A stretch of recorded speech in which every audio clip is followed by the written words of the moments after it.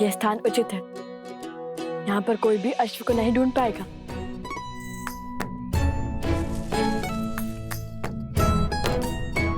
अब ठीक है, अब तुम खाओ पियो विश्राम करो, लेकिन ध्वनि मत करना, ठीक है? ध्वनि मत निकालना।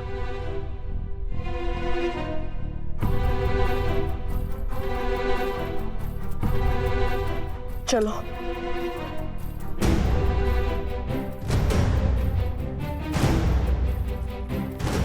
अरे अब क्यों छुप रहे हैं हम? अब तो अश्व भी नहीं है हमारे साथ। यदि सैनिक ने हमें देख लिया, तो हमसे प्रश्न किया, तो वन देवी के पुत्र सत्य थोड़ी ना कहेंगे।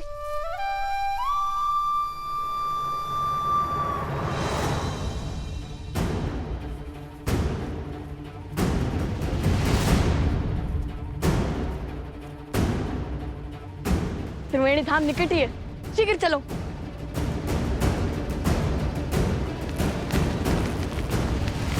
ऋषि कुमार,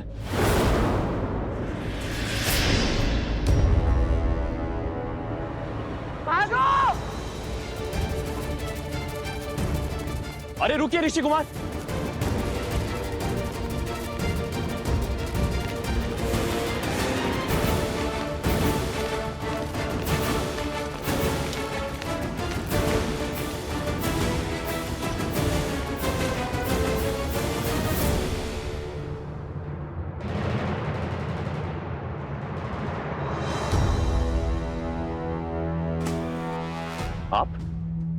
आपको तो मैंने अयोध्या में देखा था। और क्या वो ऋषि कुमार वही हैं जिन्होंने अयोध्या में गान किया था? क्या आप क्या कहना चाहते हैं? नहीं, वो नहीं है। तो फिर वो दोनों भागे क्यों? क्योंकि वो असत्य नहीं बोल सकते, किंतु मैं बोल सकता हूँ ना। आपने क्या हमारे अश्वमेध के अश्व को कहीं देखा है? सत्य कही, अन्यथा आपके प्राण संकट में पड़ सकते हैं। सत्य सत्य तो ये है, आप और आपके सैनिक कभी एक बाल ऋषि कुमार के प्राण नहीं हारेंगे। और दूसरा सत्य ये है, आप और आपके सैनिक लव कुश से कभी जीत नहीं पाएंगे। राजरुज, वो दिख गए, वो ऋषि कुमार। ऋषि कुमार रुको।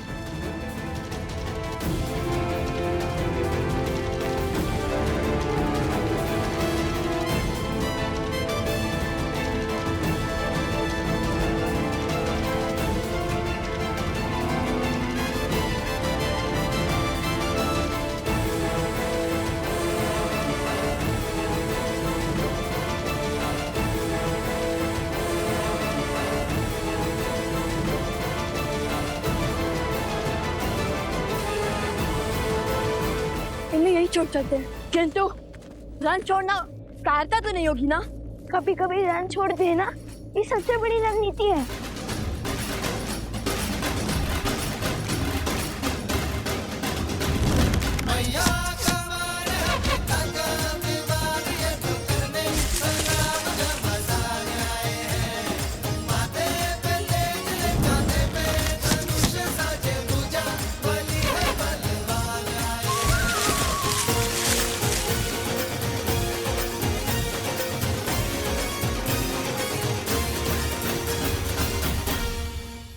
सैनिकों, शीघ्र हटाओ इसे।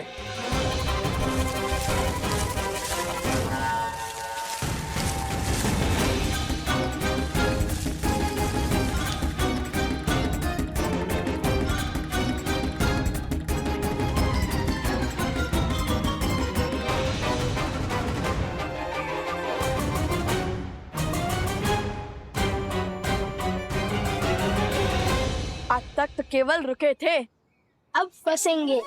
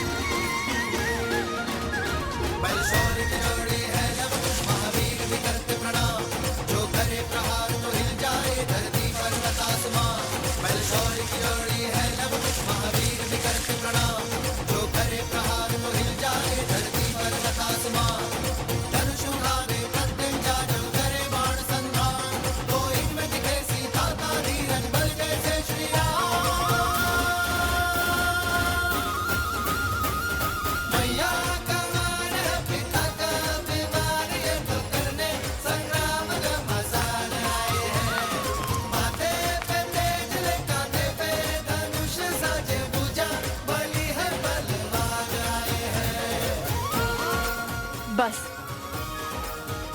अब वो यहाँ फंस जाएंगे। पर हमें अधिक समय मिल जाएगा।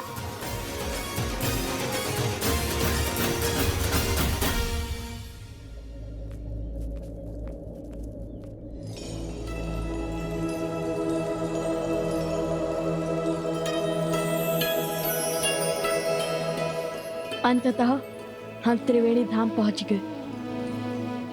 वो देखो तमसा, वो देखो सोना, और वो जो दाहिने ओर से आ रही है वो है सप्तगंडिका, जहाँ तीनों नदियों के मिलने का स्थान है, इसलिए ये त्रिवेणी है। अति सुंदर भैया, क्या रूप है इस त्रिवेणी धाम का।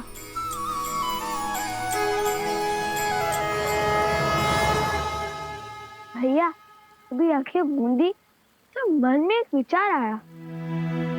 हमने अश्व को तो छुपा दिया, किंतु उसकी रक्षा के लिए किसी को नहीं छोड़ा।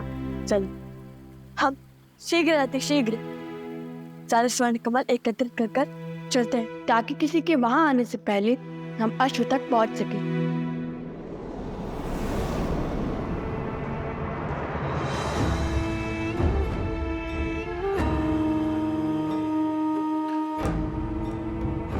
आओ प्रबंधासुर, देखो तुम्हारे परम मित्र और मेरे प्रिय पुत्र चंद्रबाहु की मृत्यु का प्रतिशोध लेने की घड़ी आ गई है।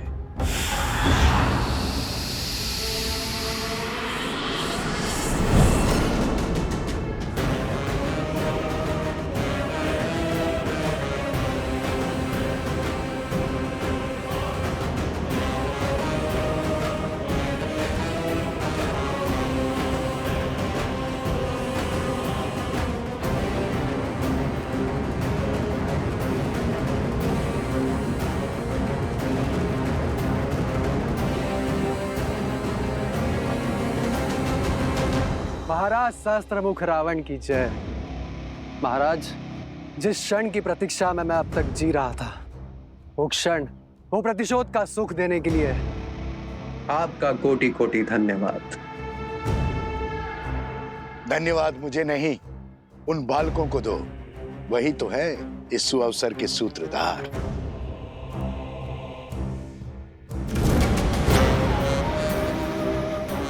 मैं उस अश्व को मारकर उस राम के अश्वमेध यज्ञ को असफल कर दूंगा। वो जिस मर्यादा धर्म की ध्वजा लहराना चाहता है, उसे मैं तार तार कर दूंगा। कदापि नहीं। हमारे प्रतिशोध की पूर्ति इस अश्व की मृत्यु से नहीं होगी। जैसा मैं कहता हूं वैसा करो। किंतु महाराज, सामने खड़े सुअवसर को केवल मूर्ख ही गवाते हैं। मैं इस अश्व को मारकर सीधा राम को युद्ध के लिए ललकारूंगा। फिर वो तो क्या, उसके समस्त परिवार को समाप्त कर दूंगा मैं। अपनी क्रोधाग्नि को शांत करो, बल से नहीं बुद्धि से काम लो। वचन देता हूं, प्रतिशोध का ऐसा भव्य सुख दूंगा तुम्हें, जिसमें राम और उसका परिवार स्वयं ही एक दूसरे की मृत्यु का कारण बनेंगे।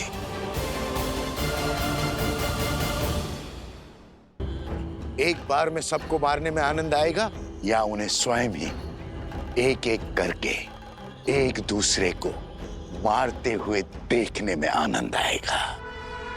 और अपनी योजना के लिए मैंने तुम्हें चुना है, क्योंकि छल में तुम्हें मात देना असंभव है। तुम कभी भी कोई भी रूप धरकर किसी भी वस्तु में प्रकट हो सकते हो। मैं चाहता हूं कि तुम यज्ञ के अंत तक इस अश्व के साथ रहो।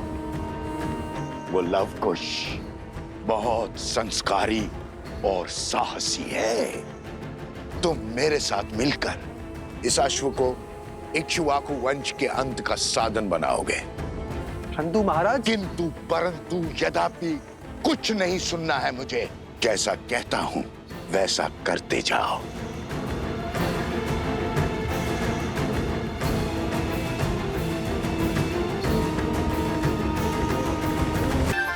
माता पिता के लिए संतान के प्रेम से मूल्यवान और कुछ नहीं हो सकता, फिर चाहे वो देव हो या दानव, मानव हो या पशु।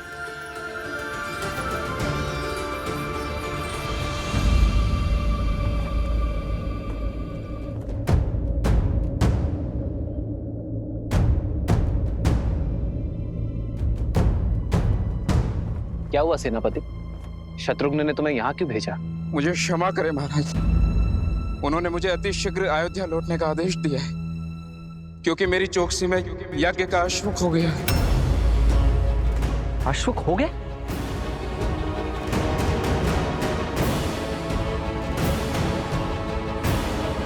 और अब वो स्वयं अश्वक को खोज रहे हैं। यज्ञ का अभिमंत्रण आसुरी शक्तियों और दुर्घटनाओं से बचाता है, किंतु केवल तब जब देवताओं का आशीर्वाद हमारे साथ हो।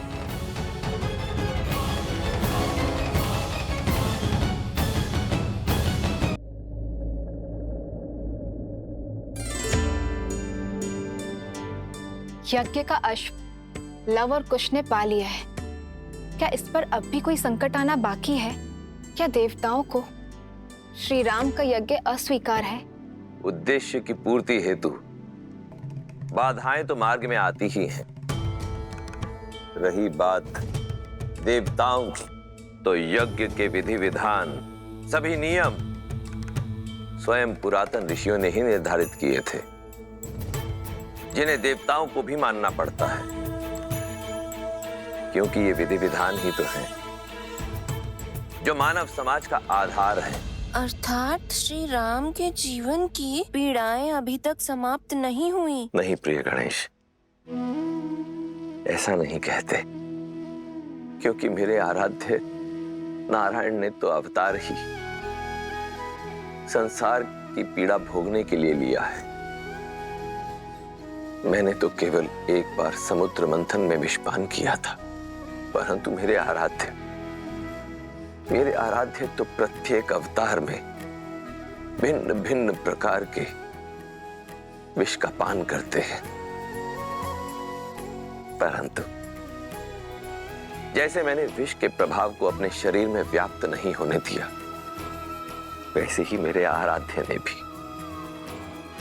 विष के प्रभाव को अपने तपोबल, अपने सिद्धांतों को विचलित नहीं करने दिया।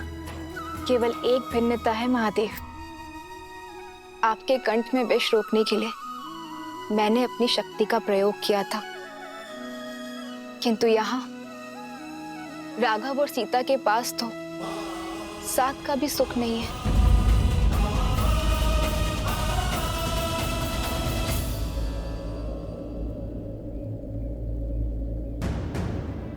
मिला क्या? स्वर्ण कमल छोड़िए, मुझे तो साधारण कमल भी नहीं दिख रहा। ठंड के कारण तो कुछ भी दिखाई नहीं दे रहा है। चलो तनिक समीप चलकर देखते हैं। देखो पदचिन्ह।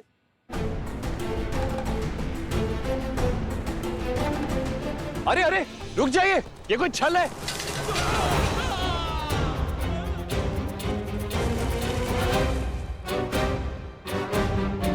हमें अपने सैनिकों को बचाना होगा।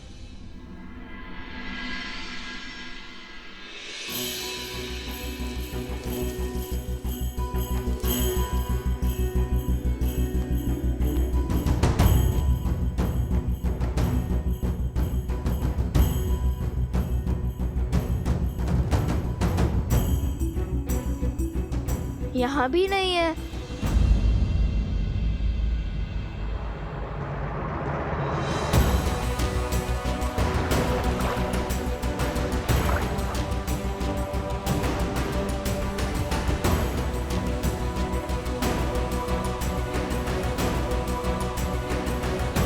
भैया मिल गया, कमल मिल गया भैया।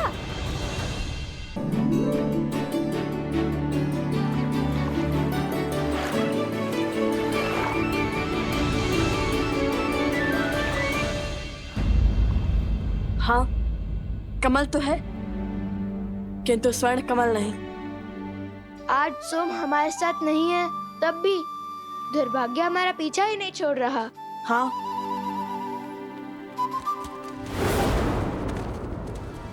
लगता है वो लोग समीप आ रहे हैं। ना जाने कहाँ होगा ये स्वर्ण कमल। सावधानी से आगे बढ़ो, अवश्य आगे भी कोई छल हो सकता है।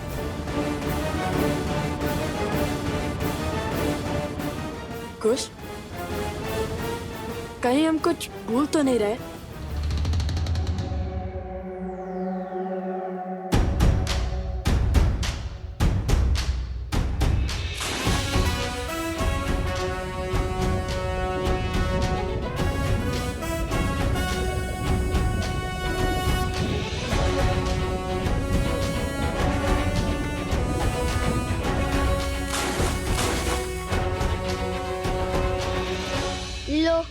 अब तो स्नान भी कर लिया, अब तो मिले स्वर्ण कमल।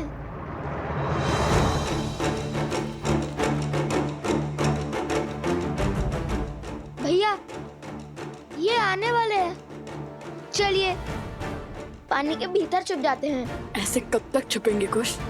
और यदि वो भी जल में उतर गए तो? अब ये सोचो कि हम चूक कह रहे हैं। और यदि भगवान वाल्मीकि ने कहा है तो दिव्य स्वर्ण कमल भी तो यही होने चाहिए ना? किसी ने चुरा तो नहीं लिए? अरे कुश, स्वर्ण कमल कोई कैसे चुरा सकता है? उनके रक्षक तो स्वयं यक्षराज कुबेर हैं, कुबेर।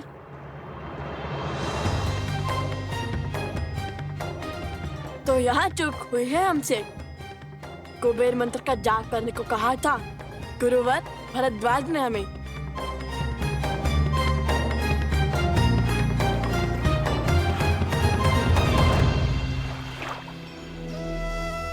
ओम श्रीं ह्रीं क्लीं श्रीं क्लीं विद्येश्वराय नमः।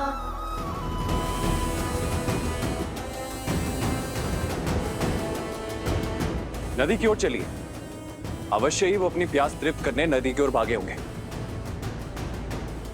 ओम श्रीं ह्रीं क्लीं श्रीं विद्येश्वराय नमः। ओम श्रीं ह्रीं श्रीं क्लीं विद्येश्वराय नमः। ओम श्रीं ह्रीं क्लीं श्रीं क्लीं विद्येश्वराय नमः। ओम श्रीं ह्रीं क्लीं श्रीं क्लीं विद्येश्वराय नमः। ओम श्रीं ह्रीं क्लीं श्रीं क्लीं विद्येश्वराय नमः। हे तमसा माता, सहायता कीजिए हमारी। हमारी माता भी आप ही की भांति हैं, प्रकृति का अंग। आप जल देवी हैं और हमारी माता वन देवी हैं। बचाइए हमें तमसा माता। विद्येश्वराय नमः। ओम श्रीं ह्रीं क्लीं श्रीं क्लीं विद्येश्वराय नमः। आपके पुत्रों को हमारा आशीर्वाद प्राप्त करने के लिए नदी में स्वयं स्नान करना होगा और आपकी संतानों की सुरक्षा हमारा दायित्व है।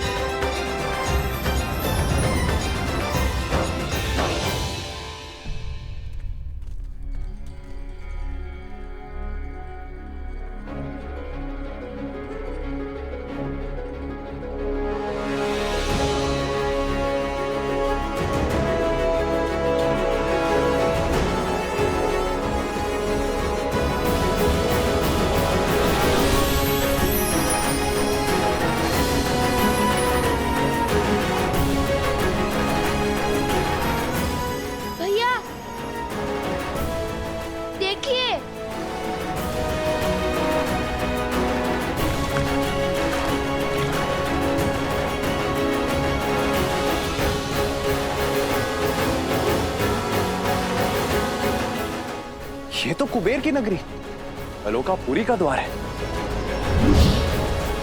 यक्षराज कुबेर, उन ऋषि कुमारों ने अयोध्यापति महाराज श्री राम के अश्वमेध यज्ञ के अश्व को रोकने का दुस्साहस किया है। अयोध्या नरेश श्री राम के नाम पर मैं आपसे निवेदन करता हूं कि ये द्वार खोल दीजिए।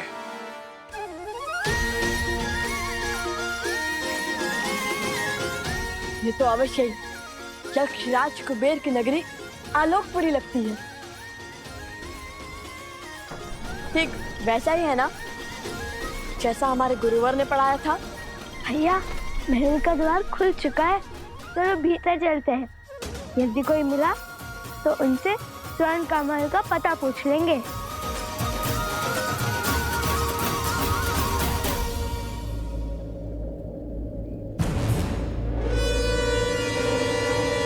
सत्य कहते हैं भैया, भय बिन होए ना प्रीत।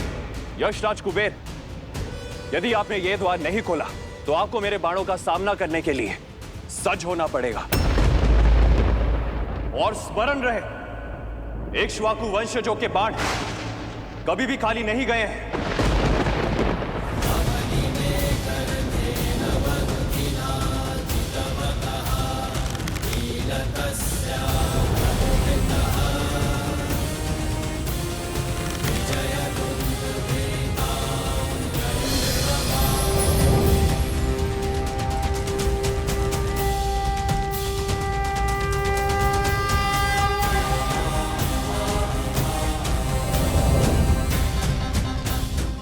प्रणाम राजानुज शत्रुघ्न। प्रणाम। लेकिन मैं आपका अभिनंदन लेने नहीं, अश्वमेध यज्ञ के अश्व के चोरों को लेने आया हूं। उन ऋषि कुमारों को मुझे सौंप दीजिए कुबेर, जिन्होंने अभी आपके नगर में प्रवेश किया है। क्षमा करे, किंतु उनके साथ मैं विश्वासघात कैसे करूं? आप तो जानते हैं ना वो कौन है। अब वो कोई साधारण बालक नहीं है, वो अनमोल रत्न है, केवल मेरे लिए नहीं अपितु समस्त संसार के लिए।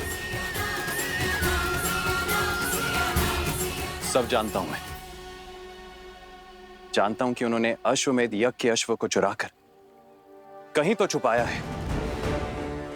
उस अश्व को खोजकर ये यज्ञ को पूर्ण करवाना कर्तव्य है मेरा। आप मुझे भीतर जाने दीजिए। आप तो बली है, कृपया मेरा निवेदन स्वीकार करें, हट ना कीजिए। आप शायद भूल रहे हैं यशराज कुबेर, जिसके अश्वमेध के मार्ग में आप बाधा डाल रहे हैं वो वही श्री राम है, जिनके अनेक उपकार हैं आप पर। उन्हीं के कारण संसार रावण जैसे महाराक्षस के प्रकोप से बचा, और आप भी। उन्हीं के कारण आपको आपका पुष्पक विमान पुनः प्राप्त हुआ। उस उपकार का, उस ऋण का ये मूल्य चुकाएंगे आप? अश्वमेध यज्ञ के अश्व के चोरों को बचाकर? ये श्री राम का अपमान भी है और उनका विद्रोह भी, और आपकी कृतज्ञता भी।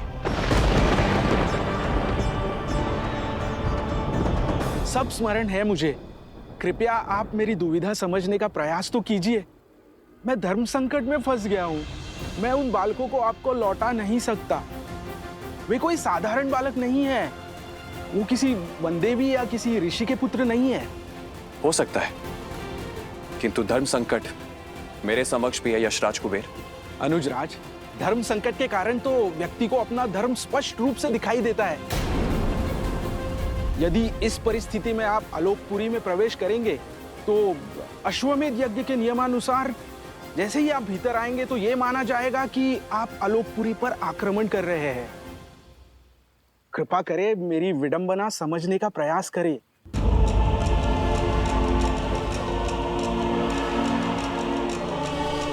ठीक है, खेलिए दाव, पर भूलिएगा मत, चोर का सहायक भी चोर ही होता है कुबेर। वो बालक अधिक समय तक आपके संरक्षण में नहीं रहने वाले हैं। शीघ्र ही उन बालकों को महाराज श्री राम का सामना करना होगा। उस क्षण की प्रतीक्षा तो समस्त संसार को है।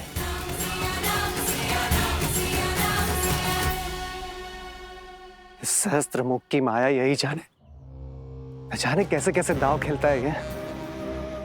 मेरा मन तो कहता है कि अभी इस अश्व को मारकर अपने प्रतिशोध की धधकती ज्वाला को बुझा लूं।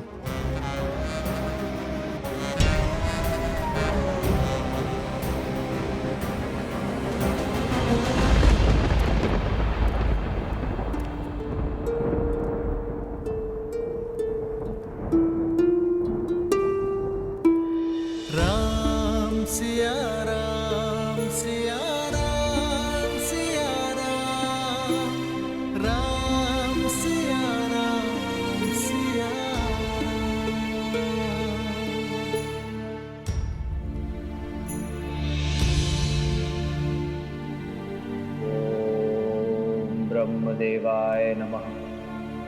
ओम ब्रह्मदेवाय नमः। हे ब्रह्मदेव, आप तो संसार के निर्माता हैं, जीवन दाता है। इस धरा पर हो रहे हर यज्ञ के कर्ता धर्ता है। मेरी आपसे विनती है ब्रह्मदेव, इस विकट परिस्थिति में मेरी सहायता कीजिए। ये राम सीता के सिवाय और किसी का नहीं हो सकता। ना मैं पुनर्विवाह कर सकता हूं और ना ही ये राज्य छोड़ सकता हूं। अश्वमेध यज्ञ की सफलता धर्म की रक्षा के लिए अति आवश्यक है। जो मूरत मेरी सीता की सूरत है, जो इस यज्ञ के लिए मंत्र नहीं पढ़ पाई, यदि देवता उससे रुष्ट है तो यह यज्ञ असफल हो जाएगा ब्रह्मदेव। धर्म हार जाएगा। मेरी सहायता कीजिए ब्रह्मदेव।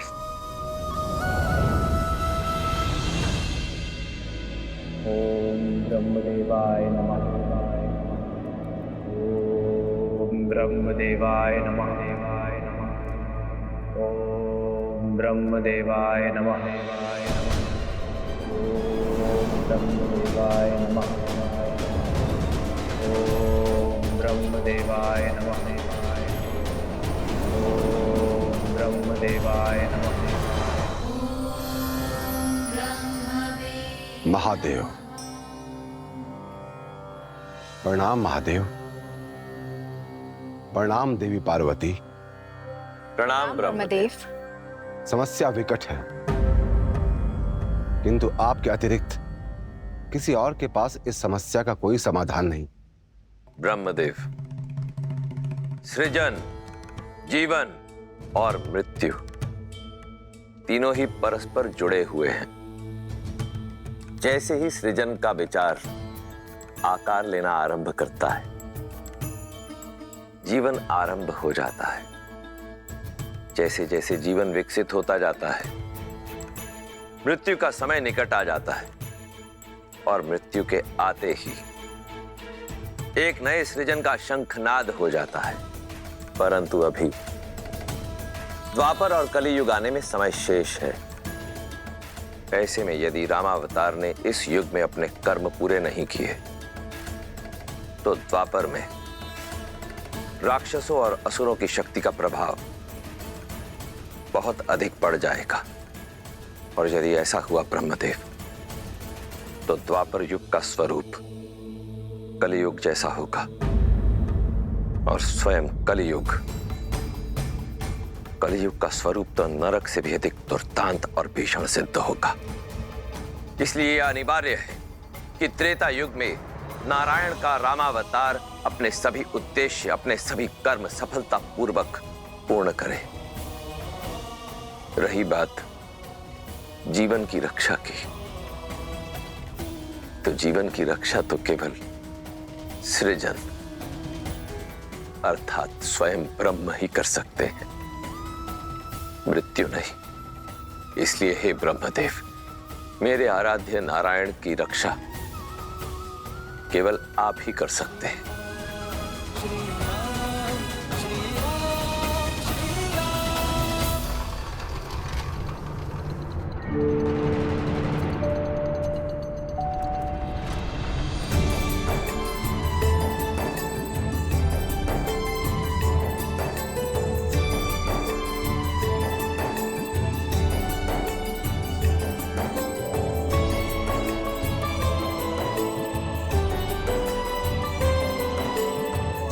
ये महल तो पूरा स्वर्ण से बना है।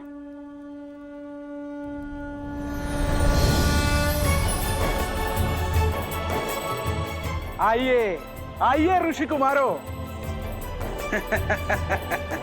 मेरी नगरी आलोकपुरी में आप दोनों का स्वागत है।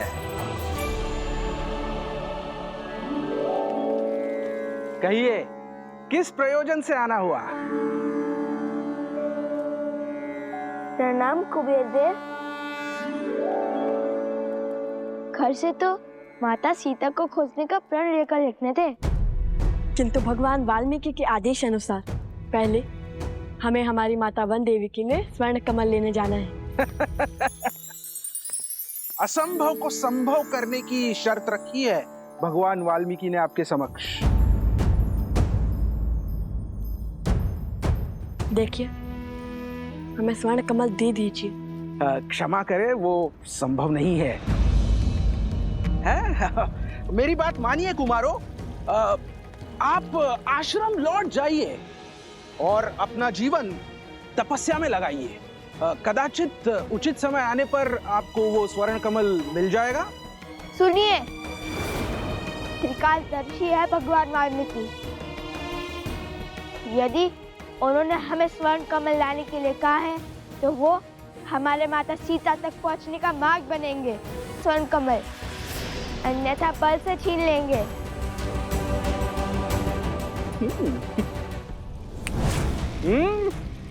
अब आपने चुटकी नहीं बजाई, युद्ध का आह्वान किया है, तो हमें आप सबको हराकर स्वर्ण कमल पर आधिपत्य स्थापित करना होगा।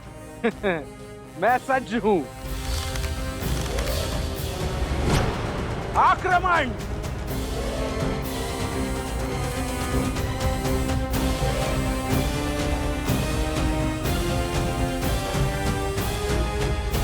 असंभव को संभव करने की शर्त रखी है भगवान वाल्मीकि ने आपके समक्ष। वैसे कुमारों, मैंने वो स्वर्ण कमल आपको दे भी दिया तो उसे कोई देख नहीं पाएगा। क्या? क्यों? वो ऐसे कि इस ब्रह्मांड में अनगिनत दिव्य वस्तुएं होती है, क्या वो सभी हमें दिखाई देती है? नहीं ना? ठीक उसी प्रकार आप जानते हैं, एक काल था जब ये द्वार सभी को दिखाई देते थे। वो समय था सत्ययुग। तब देव और मनुष्य वार्तालाप करते थे, किंतु आज की स्थिति में केवल मंत्रोच्चारण के पश्चात ही ये द्वार सामने आते हैं, जैसे आपके सामने आए। उसके पश्चात द्वापर युग में ये आलोकपुरी के द्वार पूर्ण रूप से अदृश्य हो जाएंगे और केवल सत्कर्म करने वाले व्यक्ति ही इस द्वार से भीतर आ पाएंगे, वो भी मृत्यु के पश्चात। और कलयुग में तो कोई भीतर आ भी नहीं पाएगा, मृत्यु के पश्चात भी नहीं। हाँ, केवल श्री विष्णु जी के या उनके अवतारों की पूजा करने वाले भक्त भीतर आ सकते हैं। और इस युग में आलोकपुरी की कोई वस्तु धरती पर दिखाई भी नहीं देगी। पुष्पक का क्या? हमने रामायण पढ़ी है, पुष्पक तो सबको दिखता है। पुष्पक की महिमा विशेष है। पुष्पक का निर्माण विश्वकर्मा ने धरती पर किया था और उसे यहाँ स्थान प्राप्त हुआ क्योंकि उसने प्रभु श्री राम की सेवा की थी। तो हम भी तो सबसे बड़े भक्त हैं श्री।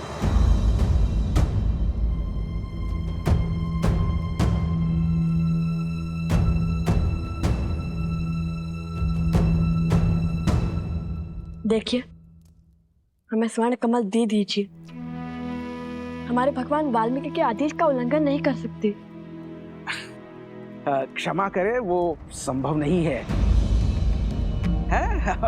मेरी बात मानिए कुमारों, आप आश्रम लौट जाइए और अपना जीवन तपस्या में लगाइए। कदाचित उचित समय आने पर आपको वो स्वर्ण कमल मिल जाएगा। सुनिए, विनती कर रहे हैं, दे दीजिए स्वर्ण कमल, अन्यथा बल से छीन लेंगे।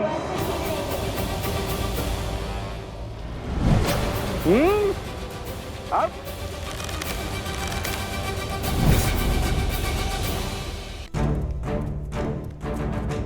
कुछ ये यक्ष है, हम इन पर प्रहार नहीं कर सकते।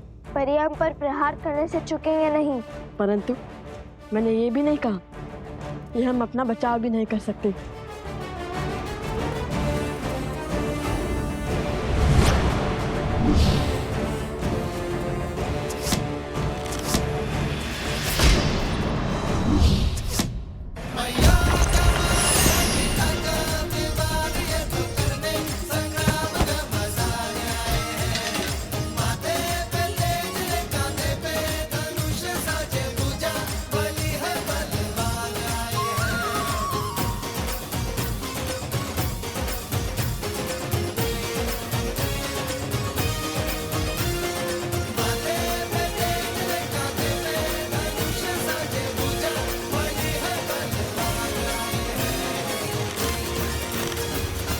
शांत हो जाइए।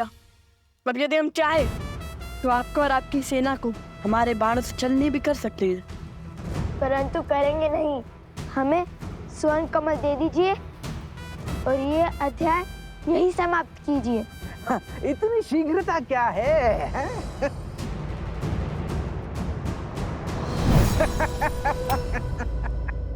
ओम ब्रह्मदेवाय नमः। ओम ब्रह्मदेवाय नमः। एक किरण जो अपने प्रकाश से उन्हें जीवन देती है, सोए हुए मन में ऊर्जा भरती है। सीते, आप मेरे वही सूर्य हैं, हमें एक होने से कोई नहीं रोक सकता। यदि सीता के प्रति मेरा प्रेम, हमारा प्रेम और समर्पण अटूट है ब्रह्मदेव,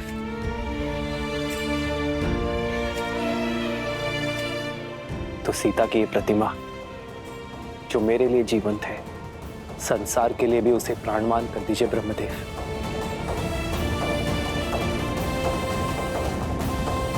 ओम ब्रह्मदेवाय नमः।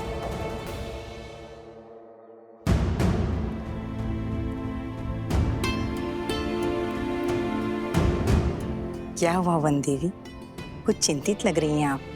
मन विचलित था तो सोचा ऋषि भारद्वाज से मिल लो, किंतु गुरु माँ वो ना तो अपने कुटीर में है और ना ही ध्यान क्षेत्र में।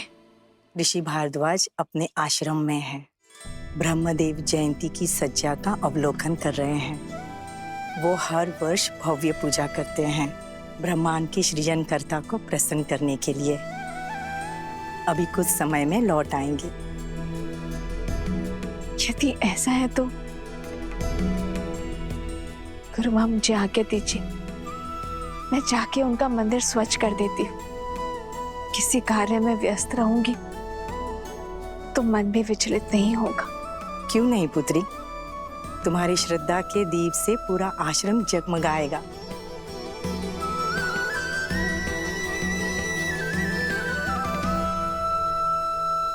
आपने आपके सामर्थ्य का प्रमाण तो दे दिया, अब बारी है ज्ञान का प्रमाण देने की।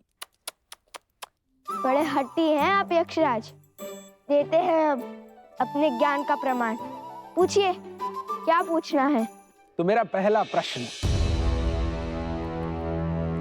वो कौन सी अनमोल वस्तु है जो व्यक्ति दूसरे को दे भी सकता है और देने के पश्चात वो वस्तु उसके पास रह भी जाती है?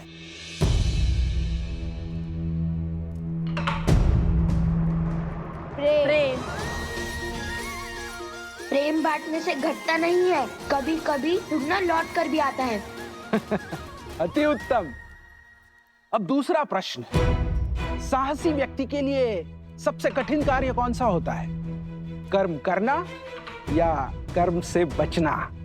कभी कभी पग पीछे धरने से अधिक साहसी कुछ नहीं होता। कई परिस्थितियों में हमें अपने अभिमान का बलिदान देना होता है, कर्म करने से बचना पड़ता है, जैसे श्री राम ने किया था। यदि वो चाहते तो एक ही बार में रावण को हरा माता सीता को ले आते, किंतु उन्होंने अभिमान का नहीं धर्म का पथ चुना। अद्भुत। अब अंतिम तीसरा प्रश्न, वहाँ हम अश्व को अकेला छोड़कर आए हैं और यहाँ आपके प्रश्न समाप्त ही नहीं हो रहे। अब तो प्रतिशोध के साथ साथ क्रोध की ज्वाला भी धधक रही है मेरे मन में। हम निर्णय तुम नहीं, मैं लूंगा शास्त्र मुख, मैं।